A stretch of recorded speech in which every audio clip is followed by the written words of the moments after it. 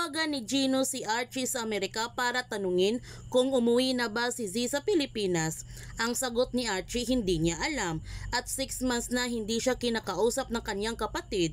Tinatawagan niya ito pero hindi sinasagot ni Z ang kanyang mga tawag, at sanay na nga siya nito dahil ginawa na ito ni Z dati. Sinabi ni Gino kay Archie na nagkita sila ni Sky kanina at nag-message si Z kay Sky na parang nandito ito sa Pilipinas. Ang sabi ni Archie na inistok ni Z si Sky at bakit naman. Ang sagot ni Gino, hindi niya alam, kaya tumawag siya nito sa kanya para magtanong kung nandyan ba si Z. Nagtanong si Archie kay Gino kung bakit niya nilapitan si Sky. Di ba sabi niya dati ayaw na niyang lalapitan si Sky? At baka naman sinabi niya kina Sky ang tungkol sa kanya. Ang sagot ni Gino na wala siyang pinagsabihan kahit isa sa kanila at nagtatanong na sila tungkol sa kanya. Kung nasaan na ito, gusto na nila malaman para kay Roxy. Pero hindi pa handa si Archie na makausap si Roxy at kapag magtanong sila tungkol sa kanya, wala siyang sasabihin nito. Marami pa siyang dapat ayusin at kapag naayos na ni Archie ang lahat, handa na niyang harapin ang kanyang mag-ina. Gayunpaman, masaya si Tanya dahil natanggap na siya sa Solial Company at nagulat din siya nito dahil isinalang kaagad siya sa live ceiling kahit wala pang training. Sobrang kabado si Tanya dahil first time niya ito gagawin. At hindi rin siya makapaniwala na ang taong iniligtas niya ay siya pala ang CEO ng Solial Company. Si Tori palang dahilan kung bakit siya natanggap nito. Habang si Sky patuloy pa rin ang kanyang pagtatanong sa bawat unit ng apartment na tungkol sa pagkamatay ng babae.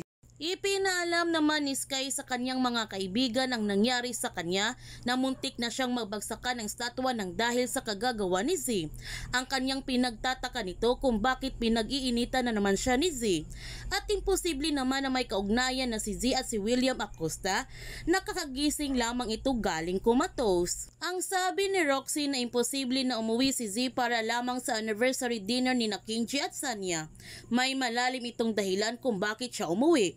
At hindi nila alam kung ano ang tumatakbo sa utak ni Z kung bakit niya pinagtangkaan ang buhay ni Sky. Malaking misteryo pa rin sa kanila kung bakit ginawa ito ni Z kay Sky at may hinala sila nito na nagpapanggap lamang na kumato si William Acosta at pinagtatakpan ito ni Gino. Samantala, nagsinungaling si Cecil sa kanyang anak na may malaking problema sa sitwasyon ni William Acosta para pumunta si Gino sa kulungan upang mabisita at makita niya ang kanyang ama. Nagalit naman si Gino dahil nagsinungaling ang kanyang ina at hindi sana siya papasok sa loob, ngunit pinilit siya nito na kanyang ina. Titindi ang galit na nararamdaman ni Gino sa kanyang ama dahil sa kanilang pagkikita, nanlilisik ang mga mata ni William Acosta na ang ibig sabihin ayaw niyang makita si Gino.